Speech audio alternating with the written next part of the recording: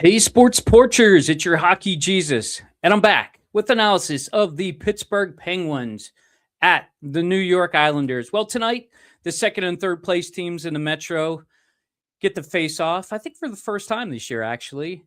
Pittsburgh Penguins are in the aisle tonight, a place they don't typically do very well. A little bit better since the barn got knocked down. Thank God that barn got knocked down.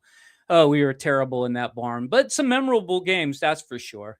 Anyway, 2 points separate the Pittsburgh Penguins from the New York Islanders, and tonight's game did not disappoint. The Pittsburgh Penguins did lose tonight 5-4 in overtime, so that means they get a loser point, which is good because they only give up 1 point, which means they're still ahead of the New York Islanders. And they still have 2 games on hand against the New York Islanders. So tonight's game was, I think, a disappointing finish for the Pittsburgh Penguins. I'll be honest with you. I think Skinner was the problem in this game. Let's go through it. First period, Mantha gets on the board first, makes it 1-0. 20th goal of the season for Mantha. That's just an incredible pickup. Great job going out and getting him. He can play on the second or the third line. Didn't matter. Tonight, he was playing on the third line because Rusty's back. So it was Mantha and Brazeau centered by Kindle on the third line. And they get off to a good start. And honestly, that first period was all Penguins, except the last 2 minutes. Something about the Pittsburgh Penguins that I think bothers me a little bit, I'm just going to say a little bit, is the fact that they give up multiple goals in short periods of time near the end of the period. And I know that they pulled the guy, and Gino was going to get a penalty at the start of the second period, but Schaefer gets that one. Bo Horvat got the first one. He also got the last one. Spoiler alert. Second period was all Pittsburgh Penguins. Our buddy Igor Chinnikov gets back on the scoring sheet again. He's playing with Gino. Got a great sweet pass from Novak on this one, and you just can't stop Chinny. The only way to stop Chinny is for him to stop himself. He did that tonight. He had a 2-on-1. Rip it, Chinny. You don't need to pass that puck to Novak. You got it, man.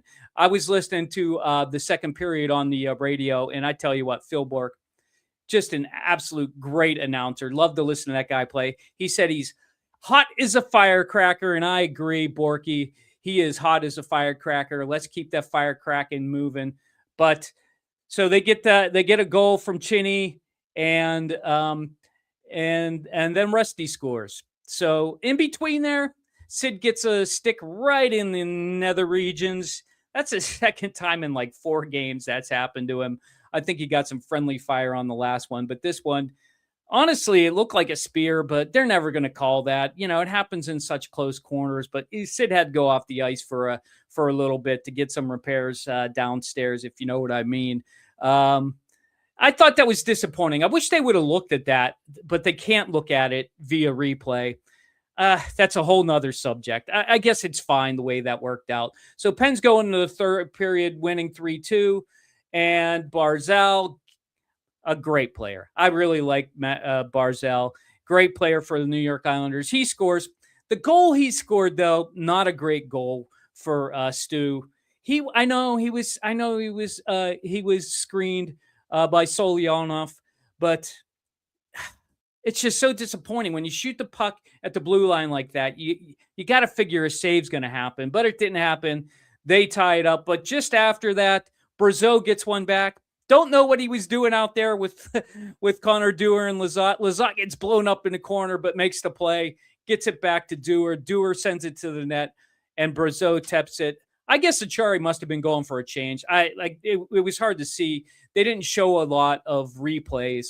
One thing I don't like about the TNT HBO games, they don't like to play a lot. They don't like to play a lot of replays that they don't want to talk about. So I wish they would have showed that a little bit more. I'd like to see if Achari was going off. I'm pretty sure that's what happened, and that's why Brazil was on there. Hey, 4-3, so you're thinking everything's looking good.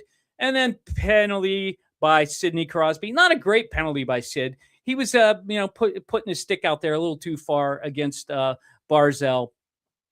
And so he gets put in the sin bin. But I tell you what, if you want to go out and see a master class on penalty killing. Go back and watch that. It's about at the 8-minute mark in the third period. Oh my goodness. No shots on goal. I get it. New York Islanders are 26th on the power play. But the Pittsburgh Penguins absolutely dominated that power play. They had no chance at scoring a goal. Excellent penalty kill there. And oh boy, I don't even know how to say this, but puck in the zone. I don't even know how Pollock just kind of stepped in and shot it. But Stu, we love you.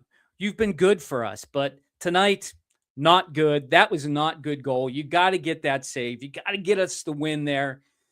So I guess, one other thing that happened after that, Kindle came down, shot it on goal, and then Brazeau kind of came in and pushed the puck into the net. I think that was a fine call. I don't have any problem with that. You didn't actually see the puck go in the net. And on top of that, Kindle kind of ran into the goalie. So I'm good with the no goal there. They didn't call it a goal on the ice, so that's fine. I was okay with that. But overtime, oh boy. It wasn't a very good overtime, to be honest with you. I think there were maybe 2 rushes, and I wouldn't even call them a rush. Well, really what happened was Sid went for a change. Kulak came on. Kulak got a pass, one-timed it, and he whiffed on it. I don't know if it was Barzell or somebody got the puck up to, maybe it was Schaefer. One of those 2 guys I think were on the ice. Gets it up to Bo Horvat on a breakaway, and Skinner disappoints again. You don't expect them to stop that on a breakaway like that. Kulak was bearing down on Horvat, but he was way too late. That wasn't going to happen. So tonight, that's how it ended. New York Islanders get 5-4. They look like they won the Stanley Cup every time they beat the Pittsburgh Penguins. I swear, it's just an absolute party. Something going on in the stands there in the third period. I couldn't see, but I saw a lot of fans like pointing down to the left there, showing it something. Must have been some fisticuffs. I guess I'll have to check that out on X maybe a little bit later. Maybe leave me a comment and let me know what was going on down off to the left there in the lower bowl on the aisle. But Pittsburgh Penguins lose tonight. It's a little bit of a heartbreaker, a little bit of a disappointment. Skinner with the 783 save percentage tonight. 783 is never going to get it done. But we did get a point out of a 783 percentage save. Broke at 866. That's not actually very good for him. Not a great outing for him either. But they get the 2 points. We get the 1 point. At this point, I guess we'll take it. Pittsburgh Penguins on the season are 28-25, 68 points on the season. That puts them on a trend to 101 points for the season. At the end of 82 games, looks like that is a playoff spot still.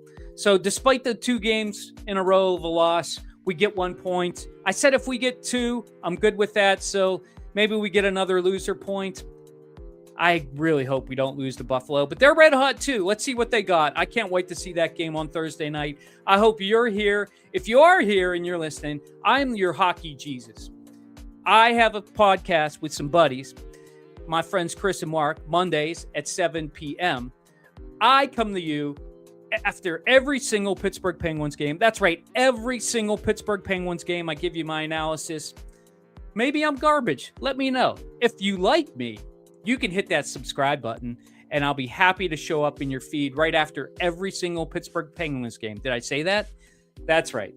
So, Pittsburgh Penguins losers tonight, back Thursday night against Buffalo in Buffalo. Let's see if they can get a win right before the Olympic break, last game before the Olympic break.